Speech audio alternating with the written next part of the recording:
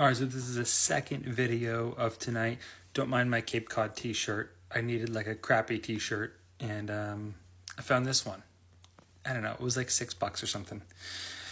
Tonight we're going to talk about the relative index between the haves and the have-nots, or have-yots and have-nots.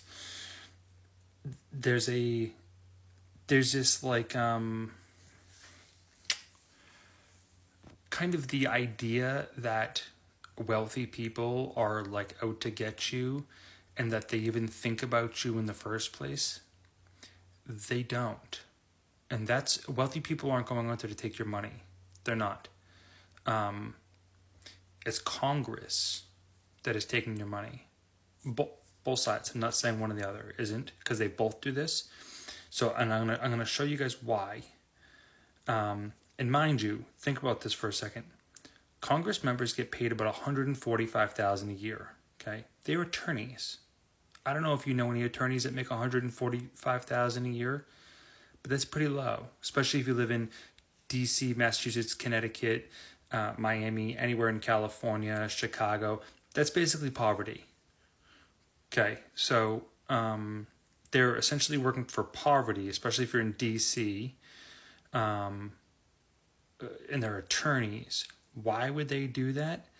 I'm going to show you why. And it's because they have a way with, obviously, insider trading. Like, that's no secret to anyone. There's no secret that Nancy Pelosi's worth $350 million on an annual salary of $145,000. No. And they're all doing it across the board. Okay, this is not one side or the other. They all do it. Whatever, I don't really care. But Congress is the reason why you guys are losing money. With the exception of Rand Paul and Ron Paul, the smartest members of Congress, because they're telling you guys can't afford this, and they're right. But I'm going to show you what that looks like, and we're going to use M2 money supply to do so. All right, so here we go. Here is M2 money supply, which is a combination of M1 and M2. This is the graph from 10 years ago. We started off at, so this is in billions of dollars, 12,154 billion, which is really trillions. And you can see it went up. We had this thing it's called quantitative tightening, where the Fed we start taking money out of circulation. And then, so this was like COVID. Then we had super high interest rates. We dipped, we had quantitative tightening, and now we're up to 22,195 billion, or really trillion. M2 is your savings, your money market, and your CDs. Okay. M1 money supplies looks like this, which is your money in circulation. 2015, same time frame. We started off at 3,017 billion, and then we basically just shot up. We started adding so much money into circulation during COVID. We did this thing, basically we dropped the reserve rate to zero, so we had super low interest rates to stimulate the economy, and this is the result. We went from 3,000 to 20,000. It's almost like 8x that we added to the currency supply. We started removing some, and now we're about here, almost about 19,000 as of August 2025. Okay, so what that means for if you guys don't understand that, and I understand that, okay, that's not a problem. So we're going to put it into layman's terms. You have $100,000 sitting in a savings account, okay? Now, the government prints off, on average, about 10% annually. They add money into circulation. Right now, the whole government shutdown thing is about, because they want to add like $2 trillion more to our government debt. Okay, and then we have inflation, which is, we'll say it's about 2%. Okay, we're going to add those two together and get 12%. So your money is, your savings is losing about 10%, because as you guys can see, we quite literally printed it off. You guys can look this up. You can look up M2 money supply or M1 money supply. We print it out of thin air, okay, which devalues your money. Then this is the cost of goods and everything else. This is like everything else going up. because, well, they're also affected by M1 and M2 money supply. Okay. That gives us 12%. So let's assume you have 100,000 in savings. Okay. If you are negatively getting impacted, or this can even be for wages, say you earned 100,000 and it is 2015, or you have 100,000 in your savings in 2015 and you're losing 12% compounded annually, which means that you're going like this. The value of your dollar is going down. It is worth this number, 27,000. This is your respective buying power, which everyone on the internet's going like, $100,000 isn't, a lot of money anymore. They're right. So in my area, last year, the top 1% made around 700 grand. It's about $1 million now after 1 year on Cape Cod. That's the 1% now. Now, this is assuming you're making your money from, this is assuming you're actually getting the whole 100,000. You're not paying like 30% to income tax. Okay. So that's assuming that. Or you have 100,000 sitting in a savings account from 2015 to 2025.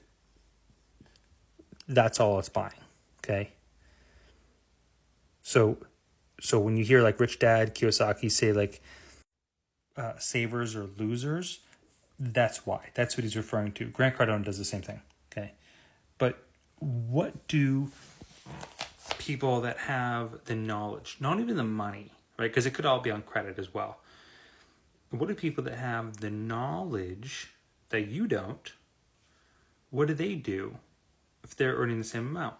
Okay. Assuming they're earning the same 100 grand, what did they do? I'm going to show you. So let's assume that the same person, instead of holding that savings, just invested it, right? They bought, I don't know, QQQ or the SPY. They say the SPY. It's SPY or SPX or whatever.